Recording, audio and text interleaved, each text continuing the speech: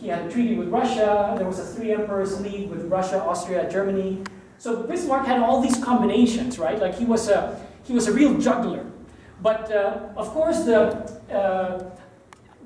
problem was, for him was how do you reconcile for him one of Bismarck's big dilemmas was how to reconcile friendly relations, friendly German relations with Russia and friendly German relations with Austria, because Russia and Austria were constantly fighting over the Balkans, right?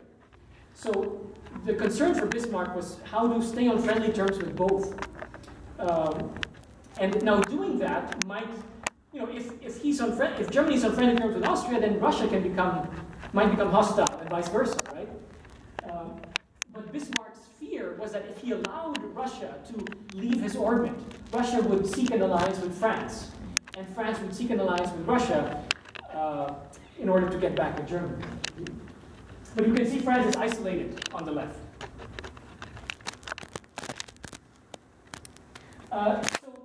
In the 1880s, basically, Bismarck is continuing with his juggling act. He's continuing to try to keep France isolated. But in the 1880s, Austrian tension with Russia is increasing. And Russia resents the fact that Germany is supporting Austria oftentimes. So many people in Russia are starting to think, which Western power could we ally with that would provide a counterbalance to Germany in the West? Who would be the option for Russia? France. Right. And in France, many people are starting to think that too, right? Could Russia be a potential ally against a counterweight to Germany in the East? Now, in the 1880s, there's still some reluctance, right? Because Russia is under Tsar Alexander III is extremely conservative, and the Tsar is very wary of allying with the French, with a republic. The Russian aristocracy were very pro-French, they spoke French. Many Russian aristocrats had French nannies and spoke French totally fluently, and French was the language of the Russian court. Even up to World War I, the Russian ambassador to Britain, wrote his letters to the Russian Foreign Ministry in French, because his French was better than his Russian.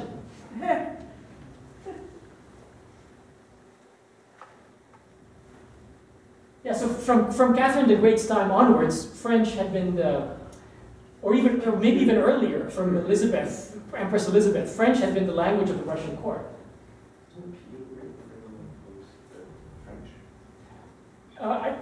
He brought, he did visit France. So the three emperors from the East, Alexander III of Russia, and Franz Joseph of Austria, and then William I of Germany. So Bismarck, one of Bismarck's goals was to keep these three emperors on good terms. But the problem was that Austria and Russia especially were always bickering over influence and territory in the Balkans. So Bismarck had to sort of walk a very fine line between those two. Now, ultimately, Bismarck drew closer to Austria, because Bismarck felt that, if Germany supports Russia against Austria, Russia is too great a power, right? And Germany would have to become a Russian satellite eventually. So Bismarck felt that by supporting Austria, Germany can basically have can prevent Russia from becoming too powerful.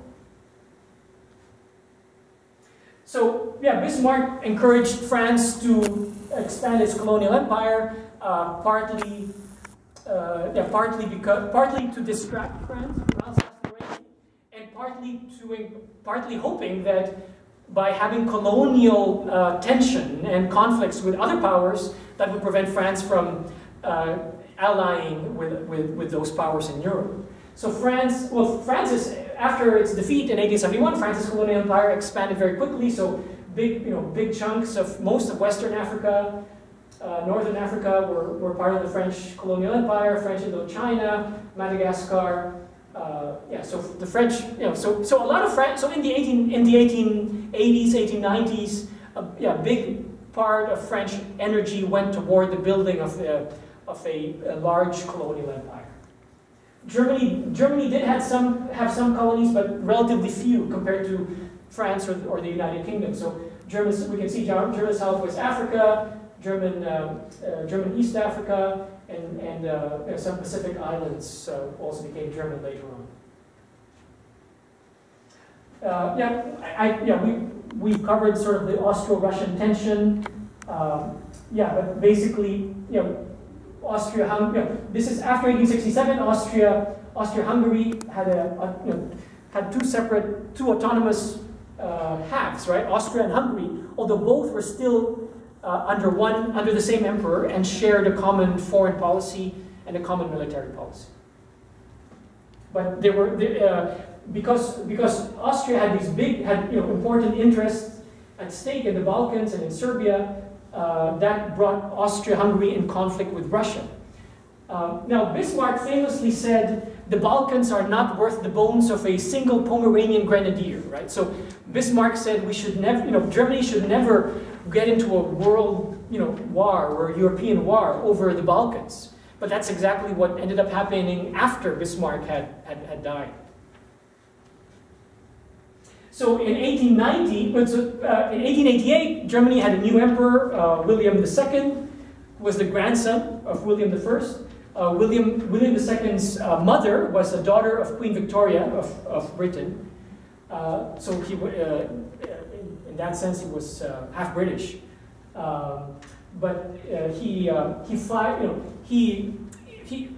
was a more flamboyant, more self-centered personality than his grandfather, and he wanted to be in control, right? And he was young; he was 29 years old when he became emperor. So he and Bismarck had a number of disagreements over domestic policy, over Russian policy, in one of their last meetings, Bismarck showed William II a letter from the Tsar of Russia, Alexander III, where Alexander III says that William est un garçon mal élevé et de mauvaise foi. So Alexander III in the letter had said William II was a badly brought up child, and Bismarck intentionally left the letter lying around so William II was able to read it. Of course, made him angry. So in 1890, William II fired Bismarck. And so Bismarck had to go into retirement, but he was he wasn't it wasn't mutual. It wasn't voluntary. He was fired. With regards to the German royal family, Bismarck went to the lengths of trying to play off different members of the German royal family, imperial family, against each other, right? William II's father, Frederick, Emperor Frederick, was emperor for only 3 months, and then died of a throat cancer or something, or some throat problems. But Frederick III, who was married to the daughter of Queen Victoria, was a more liberal, had more liberal political views. William II was more conservative, but in a more sort of but his style was more flamboyant, right? More controlling.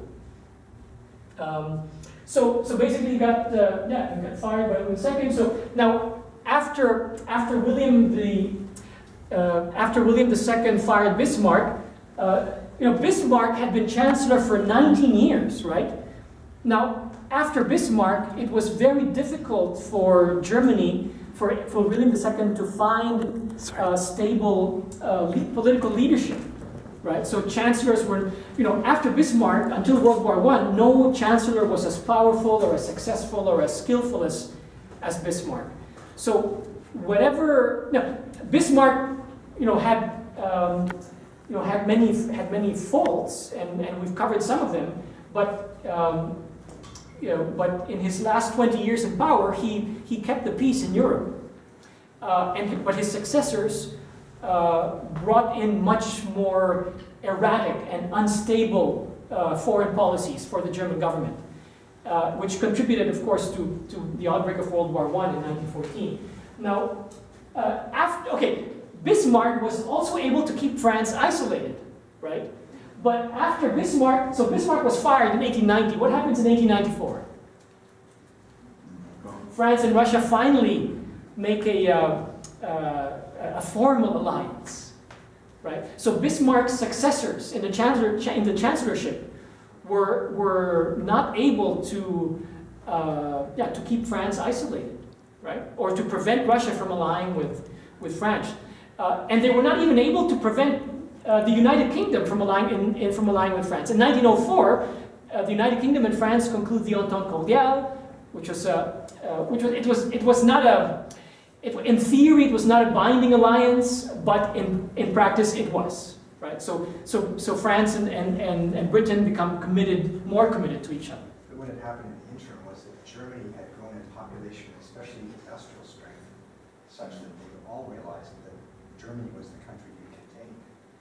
That otherwise it was it had become the France of the 20th century. It was becoming very powerful. Yeah. So there were, yes. And when the Franco-Russian alliance was made, who is in power in France? In France at that time, who the president? There were these different. Offhand, I don't know who the president. Maybe Sadi. There were different presidents. Sadi Carnot. There was different. There were different politicians. Yeah, Clemenceau was already popular. Waldeck Rousseau.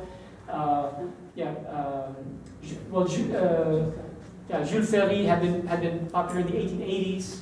Yeah. It's not like Russia or Germany. One strong guy is in there. Austria and France also. It's not like that. France did not have in the 1890s. France did not have any sort of. In the 1880s, like Jules Gambetta, Jules Ferry had been popular politicians. In the 1890s, Clemenceau was already becoming famous. They had. Sadi Carnot, Jean-Casimir Perrier, Félix Faure. Yeah, Félix Faure. They all lasted about 2 or 3 years each. So it wasn't stable. And the parties would all move around and they would have a lot of elections. So there were all these other incidents leading up to World War I between France and Germany, right? There, France and Morocco, conflict over Morocco, just all these other tensions. Yeah. This is a Le Petit Journal, celebrating Nicholas II, Emperor, the new Emperor of Russia, shaking hands with the President of the French Republic. This is how the map of Europe changed after World War I.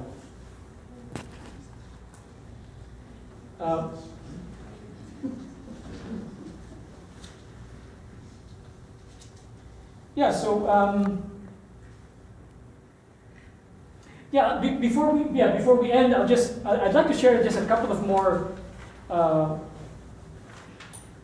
quotes from Bismarck. Bismarck once said, we were talking about, he was trying to encourage other powers to expand colonially, right? And so Bismarck's one quote was, "Your map of Africa is really quite nice, but my map of Africa lies in Europe. Here is Russia, and here is France, and we're in the middle. That's my map of Africa." Bismarck also said, "When you want to fool the world, tell the truth." He said also, this was in a famous speech in the Reichstag, "We Germans fear God, but nothing else in the world." And finally, "One day the great European war will come out of some damn foolish thing in the Balkans." You really said that? Well, before the Sarajevo? Let's leave it at that. And if there's any questions, I'm happy to answer. If any more questions, I'm happy to discuss or answer them. Yeah, thank you so much for your time and for your participation and for being interactive and for contributing to the discussion. I really appreciate it. Yes.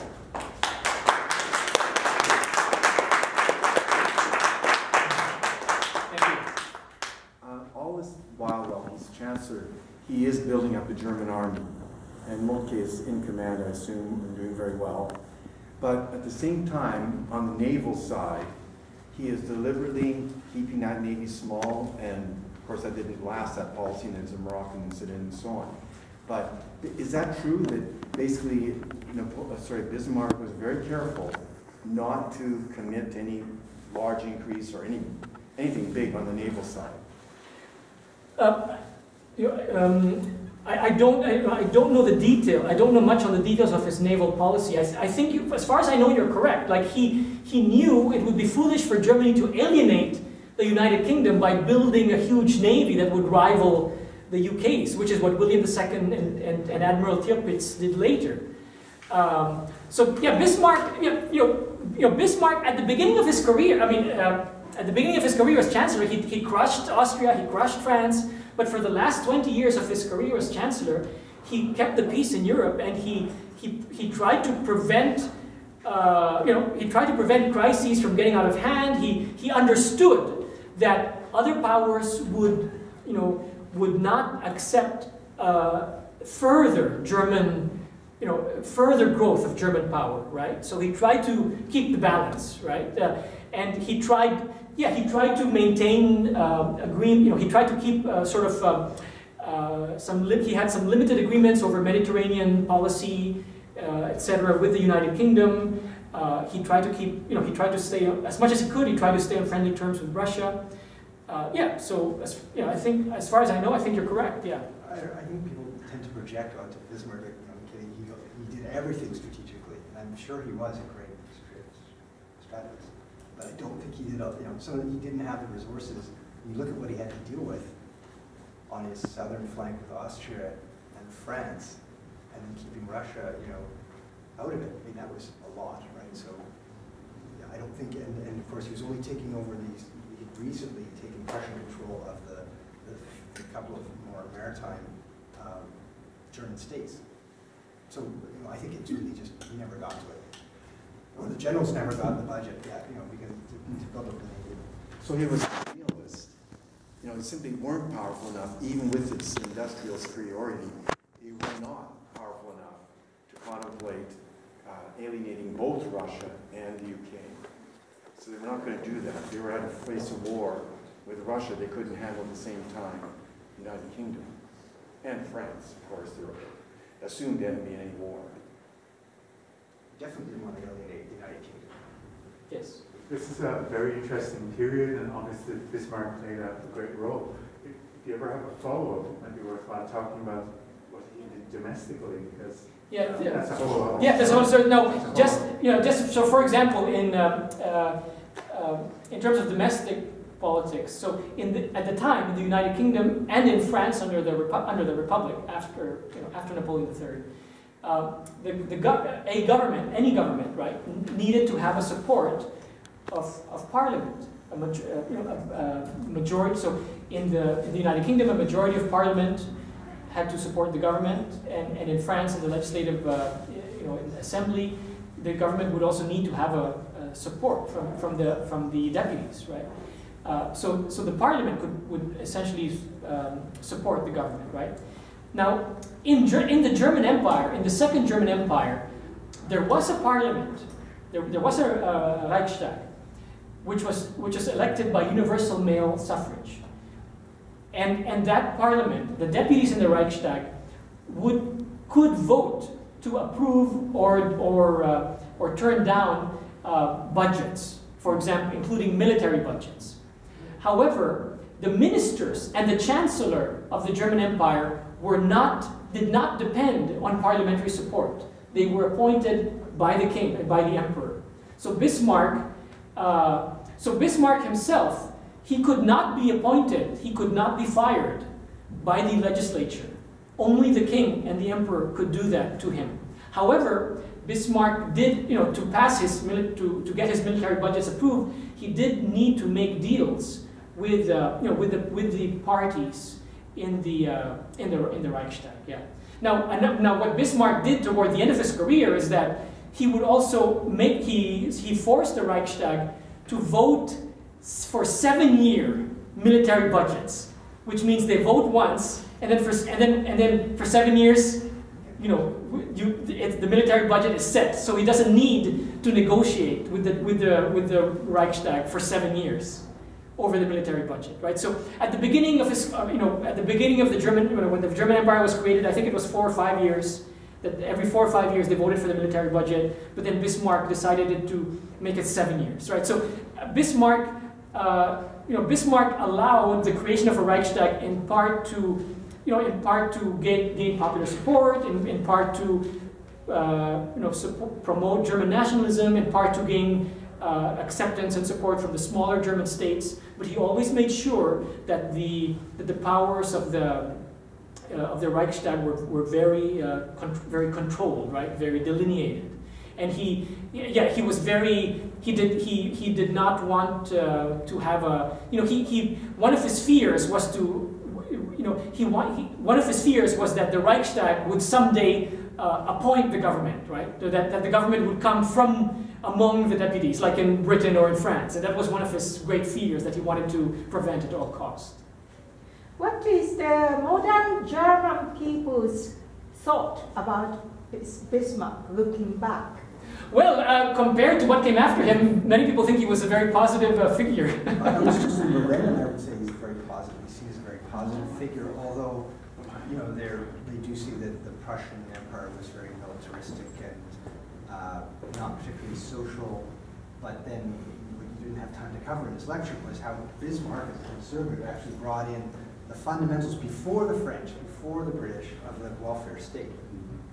He was the founder of the welfare state. Yes. Question back there. Yeah, I just wanted to add to that. Yeah, welfare state. He did social insurance and so forth.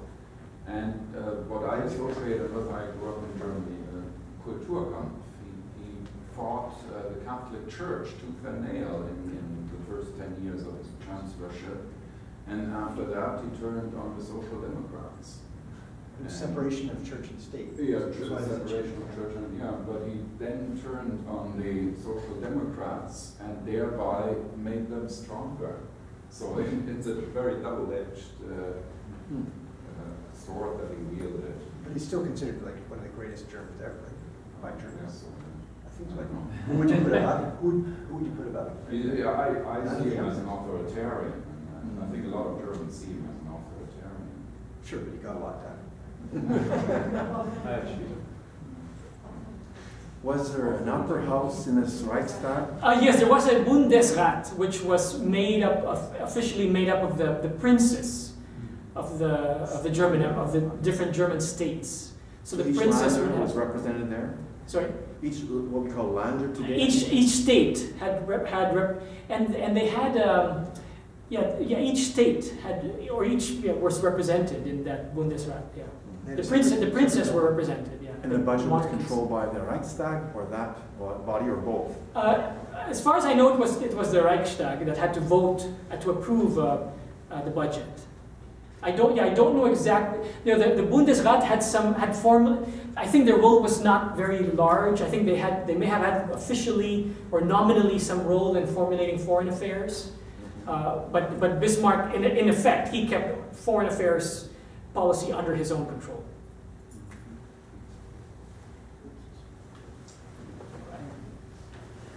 Thank you for coming, everyone. Have a great evening.